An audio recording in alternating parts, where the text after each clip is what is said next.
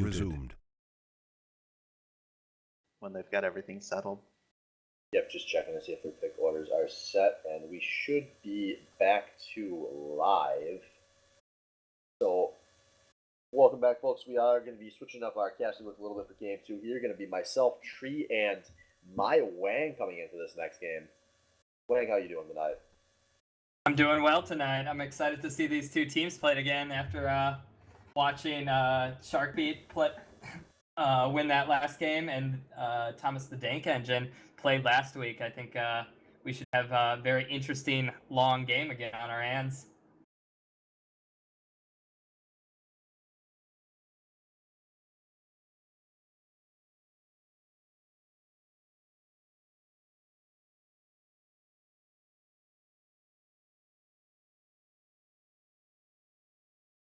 So yeah, here we go. Right away into draft for this Game 2. So, curious to see what Dank Engine change up, because I feel like they're going to have to change something after the way that first game went.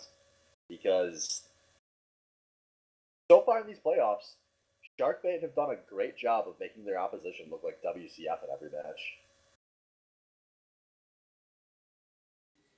As somebody who had to painfully sit through 3 games last week of Thomas the Dank Engine, I feel like Sharkbait. You watched Sharkbait last week? Oh, Sharkbait. I apologize. Wow, I can't. I mixing up these two teams. Watching Sharkbait last week, it was pretty painful to see two teams look like WCF play each other. All right, so that Ari's going to be taken off the board here. That's the one change. And Sharkbait going to use their first pick overall on Sivir, which has really been a big part of their comp, so I'm not too surprised.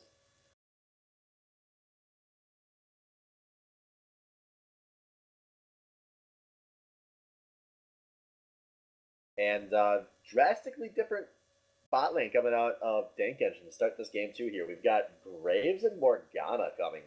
I believe the first time this season for both of those players.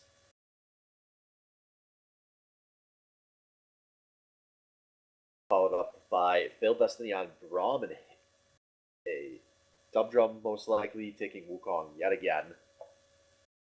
So, Sharkbait in a good position as a team.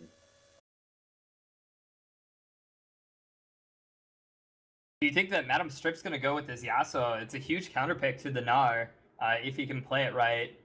He did play it in the 1v1 tournament at the UW Stout tournament a few weeks ago. I believe he said that was his first time Yasuo, and I don't think I've seen any games in his history of it yet. Yeah, this would definitely feel like a Madam Strip thing to do. Just be like, hey yeah, guys, what the fuck? Yasuo. We're playing Yasuo right now. And he locks it in. So Yasuo, and then Vivrant going to take Victor with the last pick for Sharkbait. But a very solid comp coming out of Sharkbait. I really like the comp. You know, you've got another nice Sivir comp. Yasuo obviously loves to go fast. And Victor can do some nice things when he's being sped up as well. In addition to just being such a great all-around pick right now. So very curious to see what Thrifty Senpai chooses to bust out in this mid lane with the last overall. I mean, he really has his pick of the litter of anything that he wants. Pick up a Azir here. He could that Lux, Vigar. There's so many good mid lanes right now, and I would assume that Thrifty could. Oh, the bird. It's the word. Okay. That is going to be a pick in the mid lane. That is going to be Thrifty Froggen. I actually really like this pick coming out from Thrifty Senpai because of the Yasuo and Wukong. I really think it helps stops those melee champions from coming in and adds a little bit of disruption to that. Yeah, I like it in fights. The only real worry with Anivia is that she's so susceptible early in the game if her team can be forced under pressure. Obviously, we saw Expecke play this versus TSM at Worlds, and the strength in that situation was TSM is traditionally very, very bad at forcing anything to happen in the early phases of the game, which lets Anivia just scale for free into her power spike. So Sharkbait is going to need to force some things early on to be effective here. Yeah, I really think Sharkbait's key. And the cleanse switching at the last second for Vivaret. I actually don't know if I like that. You get the Morgana. All right, yeah, I do like it. I think the key time for Sharkbait to really pressure that Anivia is between that like the 7 and 15-minute mark. While Anivia's still stacking up huge mana items. She has her ultimate, but it's still going without blue buff. She really can't do much until she scales into the game and then becomes this monster. Their early pressure. Victor is not a great 1v1 kill Anivia early, especially through the egg. That's going to be very, very difficult. Yeah, this should turn into a complete free farm lane in this mid lane, outside of the jungler interventions. Well, even with the jungler intervention, I mean, like, we look over at Wukong. Wukong is not a great ganker. Why I really said that, like, 6-7 to, like, 11-15, or time limit / levels, is Wukong is not, like, he really can't gank very well without red buff before level 6. So you really don't see a lot of those effective ganks coming in.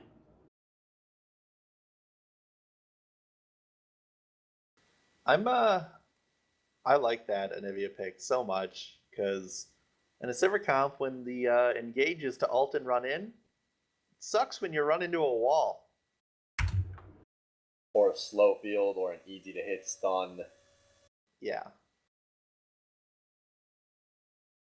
Yeah, I'm a fan of that. Yeah, a lot of pressure on Alice to play it well, though. Obviously, Anivia, not something I expect he's been playing a ton of lately. And Anivia is one of the more mechanically complex champions. I know for he's an at old least champion. put a couple games into it recently. I have played a couple games with him where he's been that Anivia. So it's not like he's just going, oh, Anivia is a good pick here without practicing it at all. Anivia also has not changed dramatically in like the time that I have been playing League of Legends, which is pretty much since season 1. She is still effectively the same champion. She hasn't had major reworks, and this is a champion that Thrifty Senpai leveled on. This is something that I feel like I share with Thrifty, is that we both played a ton of Anivia games from level 1 to 30, and I think that muscle memory is going to come back pretty easily to him. Yeah, you and Thrifty Senpai really share a lot. You know, you leveled as Anivia, you shit the bed in every BCL game you play.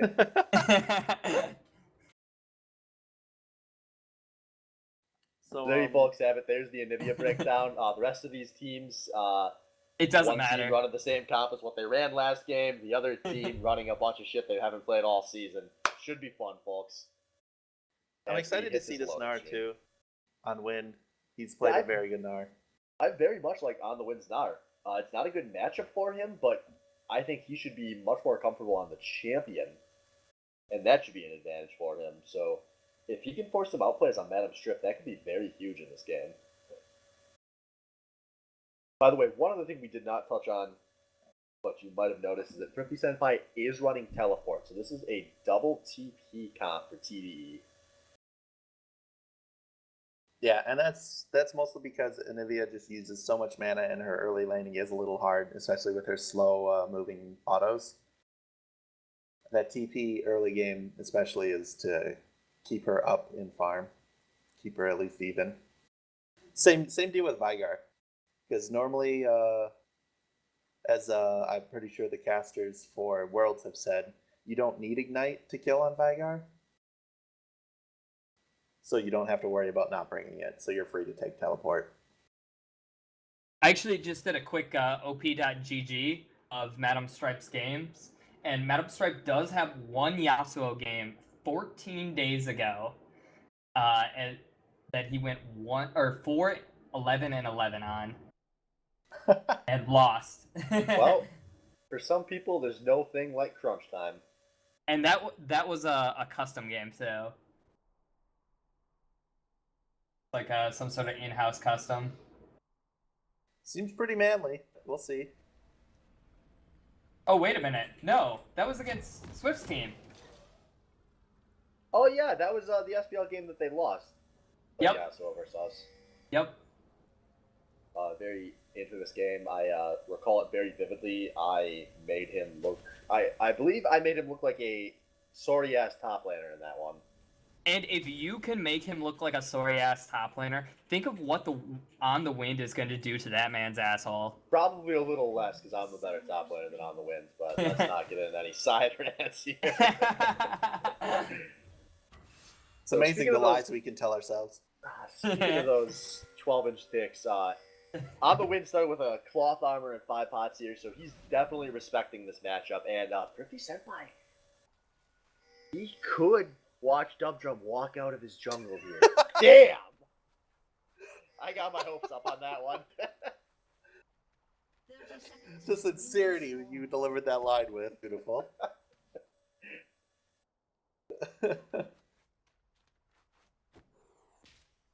Oh, Thrifty Senpai. BM. He's just dancing, dude.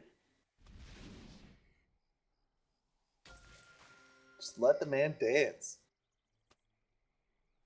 No, this is serial match right here. Semifinals. Thomas the Dank Engine versus Team Sharkbait. HooHa. Ooh ha ha. Yeah, whoever wins this best of 5 will determine who has to bring their fucking A game or get wrecked by Team Salt Shaker next week, or possibly the week after.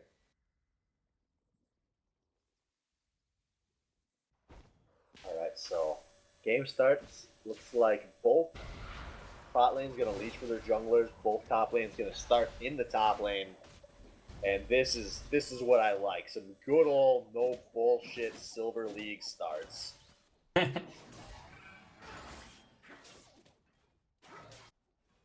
really want to get like the NFL Red Zone multi-broadcast going right here, so I can watch top and mid lane and just ignore the bot lane because I'm so excited to see both of those. Maybe that's what we need for next BCL season or SBL season. That red zone. BCL Red Zone? That would require multiple teams to make plays at the same time. It's happened a couple of times. Yeah, I remember the game I was casting 2 or 3 weeks ago where they didn't stop. I believe you were playing that one, Swift. I don't know. I lose track. This season was kind of a blur of sadness. Well, it's not a blur of sadness. It's this big trade going down in the bot lane. Salvo and Zaku trading on a lane that's a level up and winning. Oh, stun out in mid. I would actually expect to see very much trading going on, at least for a couple more levels here. This is the red zone action that we needed. Like, we could have seen both that trade and that stun at the same time. Guys, Spectator Client pretty much is NFL Red Zone. It cuts to wherever the action is for you. The revelation Swift has been getting. Nar, On the Wind actually going in as Nar, but not able to do anything with that. He actually gets chunked out way harder. Yeah, He took a lot of minion damage. He did not respect that. Very uncharacteristic of On the Wind, but he's got a lot of health pots. He could take a lot of bad trades and not give a damn.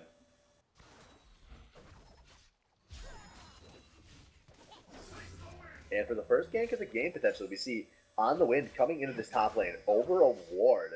But he's still got a nice angle onto Madam Strip here. He's jumping in. He's knocking down. And Madam Strip's going to flash out of this one. Yeah, and one of his team was actually thinking that he was there for him, but he reacted too slowly and had to use a flash to get out of there. Yeah, that was just a sorry-ass play from a sorry-ass top laner. I actually do feel Madam Stripe has been very underwhelming the last few weeks of the SBL. Would you think that he's been playing like a sorry-ass top laner? I would say sorry-ass top laner. Maybe he should drink less and play League more. We do have Wukong down here. That Dank Engine needs to be worried about Sharkbait won their game 1, which is always the game that Dub Drum is tired. Busy and busy, they're going but in. Meanwhile, Dub Drum going in, a lot of damage, and a flash out of Zaku before a 4th auto goes off. Really smart flash from him. Meanwhile, Devout Mouth going to try to make a play, and where was that Q going? That was not good. Someone needs to inform Milk that you can set a secondary bind to both place and jump to a ward. Well, regardless, they did get a flash. No, sorry, they did not get a flash. I'm looking at the wrong person here. So, overall, just a slight CS lead in the mid lane for Vivaret. And nothing else really going on this map yet. Yeah, attempted fights, and actually, Madam Strip Stripe actually might be taking in a bit lot of danger. damage here. Remember, he does not have a flash to get out of this. On the win, looking for the chunk out, and that's a lot of damage, and a ding-dong dow. 4 on the win on this Gnar in a losing matchup. I just can't believe that Stripe did not beat after he got ganked.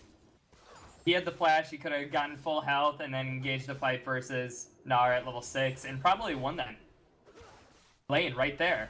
Instead he sticks in lane and now loses to Gnar. dead. And he comes out with the Average Blade special as well. Yeah, and just like last game, we see most of the early game kills going top lane to 1v1 fights. If Stripe cannot win the Yasuo and Gnar matchup, what matchup could he win? Maybe we should give him Teemo versus Garen next game. Hey, if this was played one patch later, Teemo would get that awesome buff. Thank goodness. We'll have it for the finals.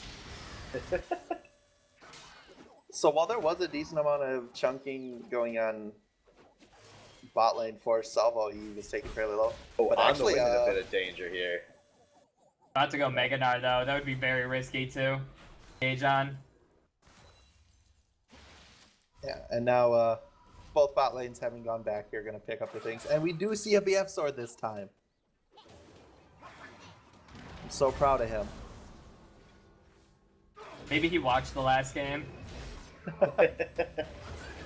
Now on the win Good going ult. in, he uses the ult. No stun going to be given with that, but he's getting phase procs for days here, but a nice dodge on the boulder. That should stop this fight from going any further. Oh, that could have been very bad if he had hit that and ulted him, and with that free armor pen it gives you, that's a lot of damage that would have been going on him. Amulin's going to have a nice health advantage for a little bit here while those health pots tick on Madam Strip. And perhaps more importantly, first blue of the game going over to Thrifty Senpai. The Eagle has landed this mid lane. Yeah, it's about to get real hard to push on him.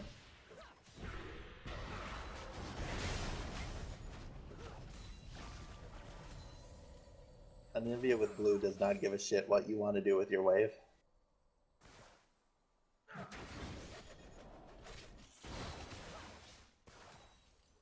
Still not much actual fighting, just poking going on bottom. Neither, both playing defensive supports. Obviously, both do have that option to engage, but it's not as easy as other supports do. So, not surprising to not see any actual fights going on here.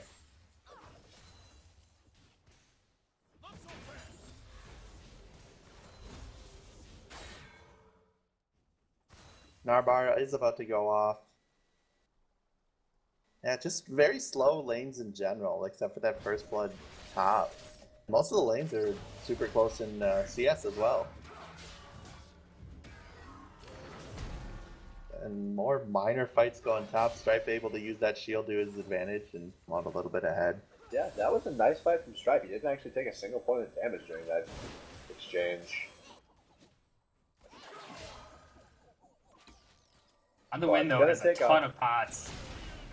Yeah, Like he pots for days. And Stripe actually picked up the Average Blade, so he just wants to farm. He just wants to stay up here and, you know, not necessarily going for that kill right I away. want to know, both junglers are showing up in the top lane. A flash out of Dubdrum on the way jumping out, but it's not going to be enough. He gets killed for his flash.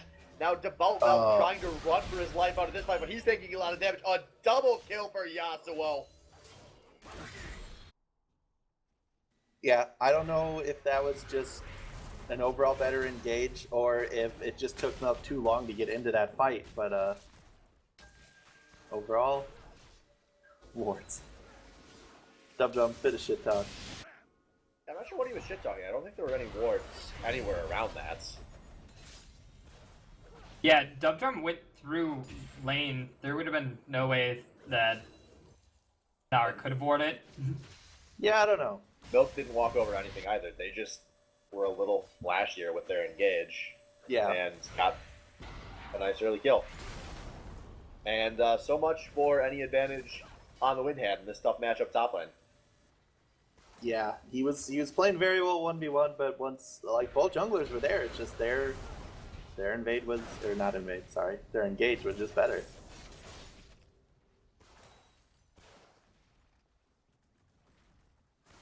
Everywhere else though, it's pretty close to even, like 9 CS difference mid, but that's not that much. That can change in 1 minion wave when someone goes back to base.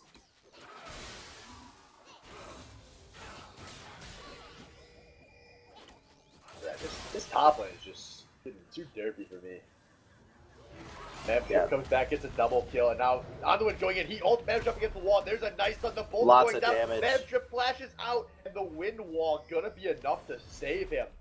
But that's a recall forced, and Mavtrip's gonna probably have to lose his teleport to get back to lane, which will give Dank Engine a nice TP advantage. They might be able to turn into a first dragon in this match. Yeah, and yeah, it's either teleport or lose a ton of CS and your tower, maybe. Unless On the Wind doesn't push it. Yeah, it looks like he's going to use that chance to go drop ward that he doesn't have. Yeah, I don't know what he wanted to do there. Yeah, I'm not sure. That could have Did been he just try free to- damage on that Did tower. he just try to juke a ward? Like walk down the Maybe- river like he was warning so that Strip would call out a ward that's not there? But in the meantime, Maybe- Dum coming in this mid lane, and Thrifty Senpai going to immediately respect Flash. Yeah, wanting none of that.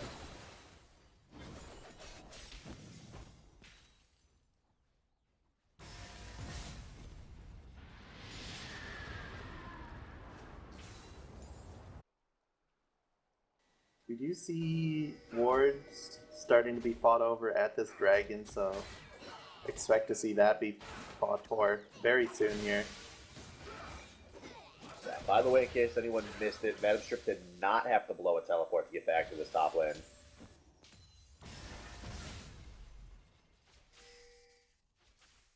We do see pings on wards, everyone just alerting.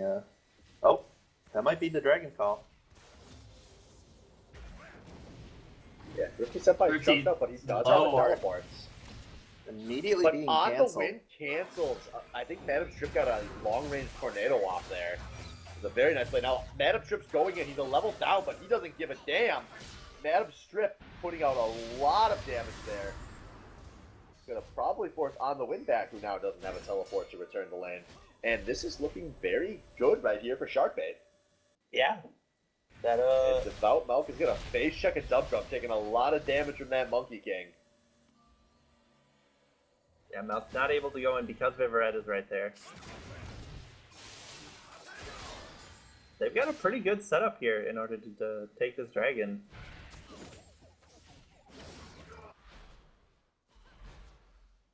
But they're gonna go for some recalls instead. Yeah, Actually, I believe that Nar getting his teleport canceled was probably the best thing for Thomas the Dank Engine.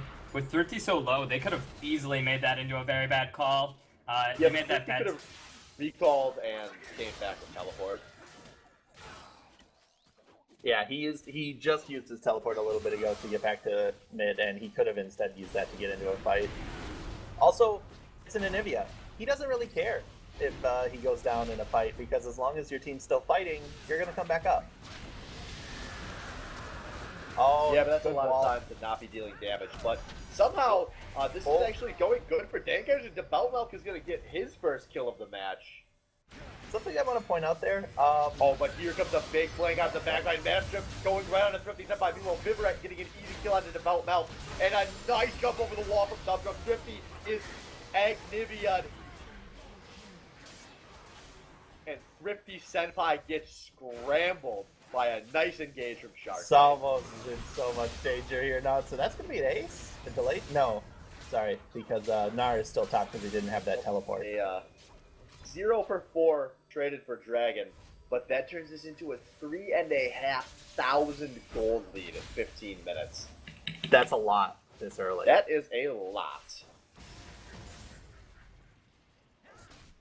So what I was going to point out was that Development did flash, try to get over the Anivia wall, and he flashed on top of the Anivia wall, and he was CC'd in it. He was literally in the wall and couldn't move. That is no bueno.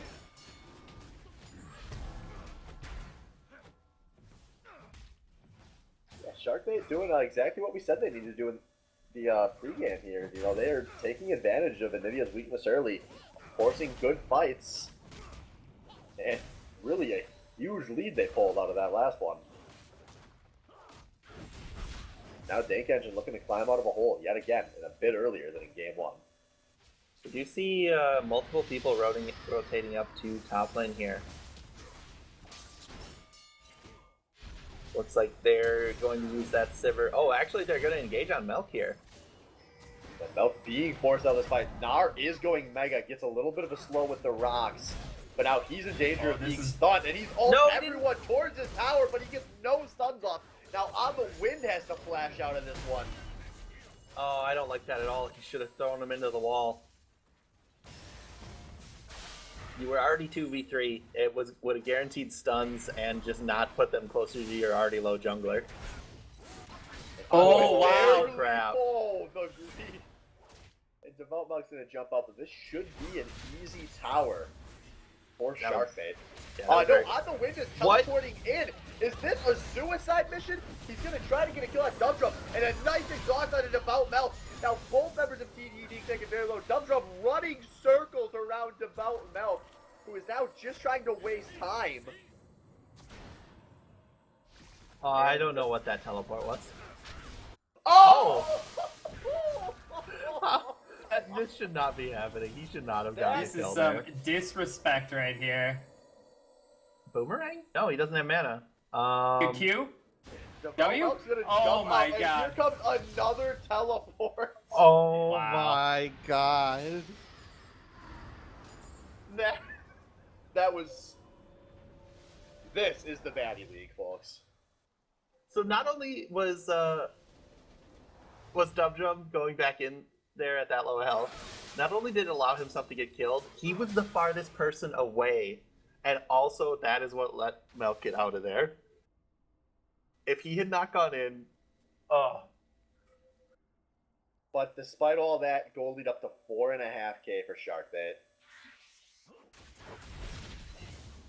You now really have the playbook open for them for what they want to start doing with this map. My vote for what they're going to do next is nothing. Yeah, I feel like But I this hope is... I'm wrong. I feel like this has been the case time and time again in the Baddie League, is like these extraordinary gold leads early on, around like that 12-15 minute mark, and nothing happens.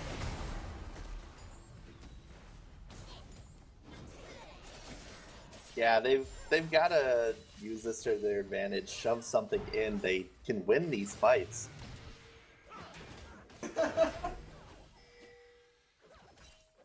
Gameplay is so bad, even Albino Joe's laughing at it. And nice wall, gonna get a good little chunk on the Phil Destiny. He's got to jump out of this one. We do have Yasuo all the way top, no teleport. Yeah, but he's in a very good position to force himself on that second tower.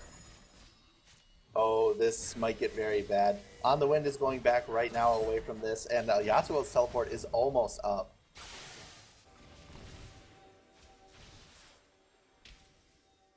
So looking very good for Sharkbait right now.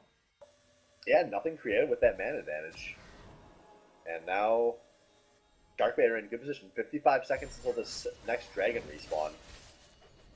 Yeah, and Yasuo's actually just walking down.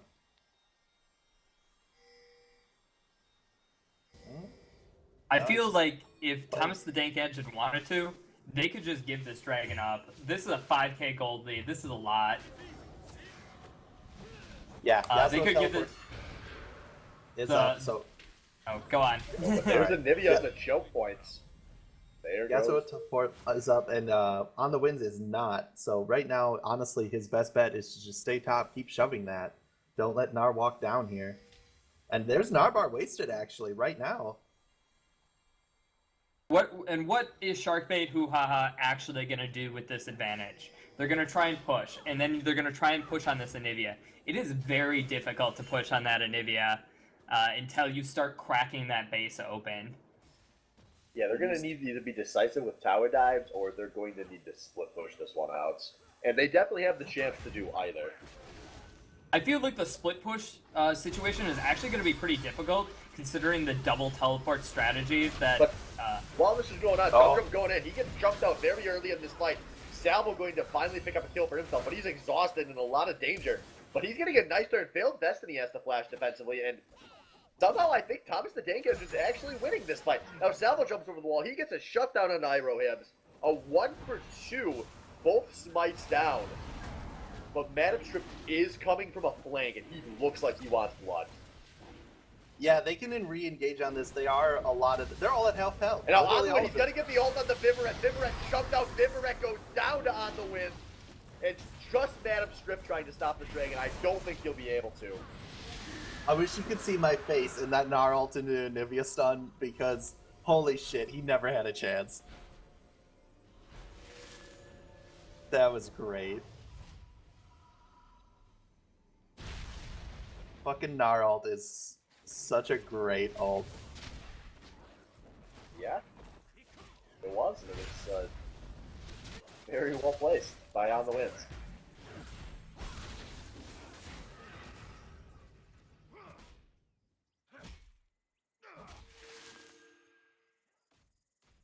So that's going to cut a little bit off of this gold lead. Yeah, nice play by them, picking up 3 kills overall, and that dragon. Failed Destiny once again getting walled off here, and surprisingly they're not able to get any damage on him. They're a little bit more worried about getting this blue buff to Thrifty Senpai right now, so he can constantly just push back. Yeah, Nivea probably one of the most important champions in the entire game to have blue buff on. Especially when he's not going with the Chalice of Harmony builds. Yeah, if you're not going Chalice, you need every single blue buff. Now these top laners look like they might want to fight. Because Devout Mouth is in the neighborhood, and Manish's Flash. going to have a nice early flash. He's under a tower, should be feeling pretty safe here. A lot of Like they're bodies coming. coming up towards his top lane, though. This could turn into a fight. Meganar was just burned. These guys are probably not going to want to fight. Oh, but On the Wind decides, yeah, he does. And Otherwin actually jumps over that wall, but no one there to back him up.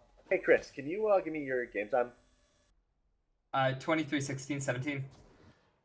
Okay, I thought you might have been ahead of me for a second there. We had a weird bug last week where one of the casters, Spectator, at live was like 3 seconds ahead of the other. Yeah, I think I was in one of those. Oh yeah, you were casting last week. So Anemia with a decent amount of damage right now, with his full combo, able to deal half damage even to the tanky Braum, who is building MR first. That is very scary to let somebody like Thrifty Senpai scale up on a champion. Yeah, Anivia is very scary going into mid game, both because of her late wave clear and it's so hard to push on her, and also because if you get that slow on you for any reason, that E just hits so hard. You know, guys, I just figured something out. We talked about all the reasons why they might have picked that Anivia. They might have just assumed that Sharkbait literally could never win versus someone with as much wave clear as Anivia. And that might be Is true. that a possibility? Could Yeah. we see like a game where Dank Engine goes down 100k, but they manage to hold their Nexus and we have a 4.5-hour game before the Riot servers crash? Is that when they crash? 4.5? I'm making that up. Oh, and here an ult on the Vivaret, Vivaret. he's getting this. No! Stop out now with the plays. That's what I want to fucking see from a goddamn Lee Sin jungle. God, yes. That's that Lee Sin mastery. Develop Milk, I love the enthusiasm, but you're still 4K down, my man. Take some objectives before you start getting too excited here. But You know, go ahead. But that is all of the wave clear down. But Dank Engine look very scared to do any kind of sieging here. It's not all the wave clear down. They have Sivir still. She's very good at clearing waves. Yeah, and it's looking like she's good enough to hold this tower.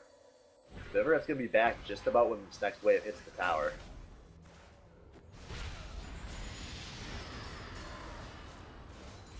And 50% fight actually fairly low after all of this is said and done. And Dank Engine's going to spread back out. They've got nice waves pushing in both of the side lanes. So that frees them up for a good recall if they want it. We're on the wind going to accelerate this top lane, force somebody to come up and match him. So we are going to see both pushes just reset. Everyone's going back right now. Dragon coming up in a minute and a half. Everyone get ready for that. Viveret does get a Q on him, but luckily Devout Milk does not fall into Lee Syndrome, because that would have killed him for sure. On the wind, about to go Mega up here. all teleports are up on the map too for this dragon fight approaching in a minute 15. Yeah, not many wards going over there right now, so I do expect to see those get placed in the next minute as everyone gets ready to fight over this. Alright, so looking at some of these items while we have a chance, Thrifty Senpai just went with the Haunting Guise, which I kind of want to talk about since we don't see much of Nivea. Assuming he's going to go into the super scary mask with that one. That is a build where his damage is very reliant on the ultimate, where if he has a good ult that disrupts a fight, he's going to just shred Sharkbait to pieces. And that early magic play is also going to give him a nice power spike right now that should be impactful in this dragon fight. So keep an eye on that. Yeah, and if we see another, even though they're down 4K, if we see another fight like the last one, with very good kiting from Salvo and the double stun onto the important target. So as long as we see a good team fight, I mean, TDE can easily still win this dragon fight. But if they can actually get one of those multi-man ults off from either Dubdrum or Destiny, it should be one for Sharkbait. Yeah. Adam Stripe is approaching the tower. But Dragon is up on the wind in very good mega positioning. And it looks like they're going for this fight. That Madam Strip is teleporting onto the flank. And now here comes a great coming on Dubdrum. A three-man knockup. 50 Senpai doing what he can, but it will not be enough. That is an instant 0 for 3 in favor of Sharkbait. And they're going to mop up the Bout Milk as well. 2 double kills for Vivaret and Madam Strip. And that's going to be a free dragon they can take after. That's how you wombo combo, boys. Very good teleport in from him. They were in a great position for that, completely surrounding them. Narbar was almost up there, and he did hit Mega Nar before the end of that fight. And he actually got to ult, but it didn't even stun anybody, so that fight just destroyed them. And they're going straight on to Baron, which there is no sight up anywhere near from Dank Engine. Even if Dank Engine did have sight, there wouldn't be anything that they would be able to do about this. They did force Dubdrum kind of out on the wind, going in for a teleport, but he's going to cancel that. That was very close to being stolen, actually, because Hibbs was the one who ended up getting that. And Anivia did have her Q rolling in there. So one player I want to talk about, since we haven't been showing him much love lately, Dubdrum has been phenomenal in both of these games, in my opinion. He has had so many super impactful Cyclones. Yeah, he's been on point for sure. His ganks have been just overall better than Melk's for sure. And it just feels like so many of these fights, Dank Engine thinks they have a fight they want, and suddenly a Wukong is ulting out of stealth and saying, Yeah, he's been in the right place at the right time, and I don't know if that's just his jungle sense or if that's his team making the right calls or what, but whatever it is, it's working out well for him. And actually, Stripes is going on Melk with the ult. And he's getting taken under half, but the ult should save him here. Oh, and now a big fight going down. Taco just gets blown up. Now Madam Strip finally gets the kill as well. And this should be a really good position to siege for Sharkbait. That was one of those really tough to follow spectator fights. Yeah, jumping all over. Zoning in. Ozma's going to try to ult, but it's not going to do anything to slow this down. And that Thrifty Senpai ultimate's going to really do nothing.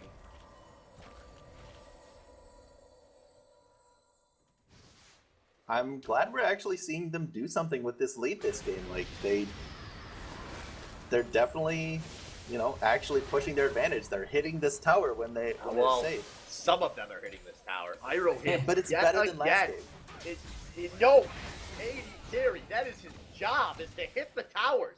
The only reason an AD carry has been in the meta for all of time is to hit the towers. And Iroh hit doesn't do that. Ever. Iroh hits the... bad, because he does so many other things well. His lane phase is a little subpar, and he never touches the towers on a siege. But he does everything else you need an AD carry to do. If you could just, you're gonna have a little attack cursor go up, and then you can left click on that tower, and you'll just walk up and throw a boomerang at it. And you'll throw another boomerang at it. Just do that, please. I need this.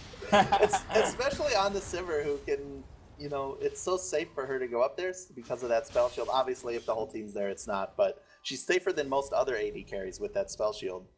I feel if Oh, Salvo does an awful dash in and dies like a bitch. Yeah, bad call there. They had no sight on any of them. And they just dashes in and it gets killed. If Sharkbait HooHa can crack that base open, I feel like that opens up a lot of vulnerabilities for this Anivia pick. Oh. Just more fighting. In the meantime, Viverite gonna try to pick up a kill before dying, but Thrifty Senpai going to get the kill on the tail end of that. I think that was the Leandry's passive. Yeah, he did have the mask going for quite a long time on him. There was an Otherwin coming in for a flank here. No, sorry, that's Thrifty Senpai with the flank. Forces an immediate flash out of Iroh Hibbs, but he's going for this chase. But he has no spell. And Saku! Oh, that was a bad flash. And now Thrifty Senpai is forced into the egg. This is not good for Danka to give up 2 kills on a 3v2 that they picked. Although Thrifty Senpai trying to do something on the tail end of this. That was oh my god. But he gets the auto kill. Does Selva play Graves? Does he play Graves? He plays it enough. Does he just play Trist and Jinx? No, he does play Graves, not nearly as much. It's not. Okay. It's not on the same caliber as his Jinx for sure. I obviously. Yeah. You know, maybe that's Selva's problem. He's told me he's been playing insanely well, some of the best league of his career lately.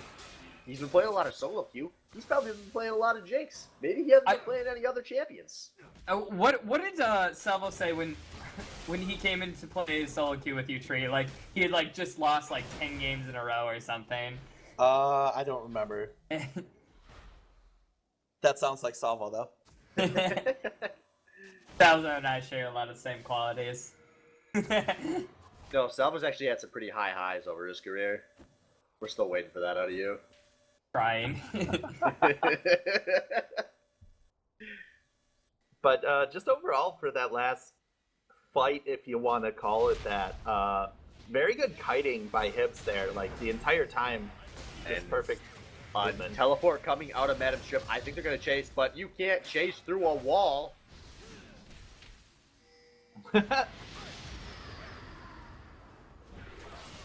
So some Dragon started up. Destiny getting a lot of zoning out.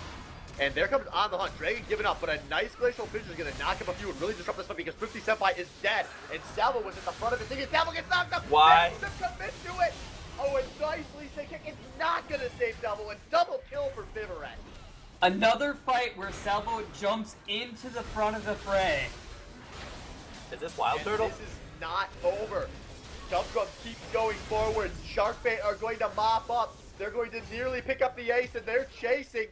Their one fell away. The laser. The double kill. Vivaret. They're taking an inhibitor before 40 minutes. I'm This so could be game. happy right This is now. game. Right here. A 35-minute game. 10 SBL. seconds before Playoffs? Thrifty and Salvo. They're- We've got this first It's tower not Garrett. falling It's not down. game. They're just gonna They've get tower. got this second tower falling. No way. I don't No, think the but- Dank Engine can finish. Oh, God. Anything to save this. They They're need you. zoning on the next hit. The Oh next hit my is down. god. Oh my god. 35-minute game. It is possible.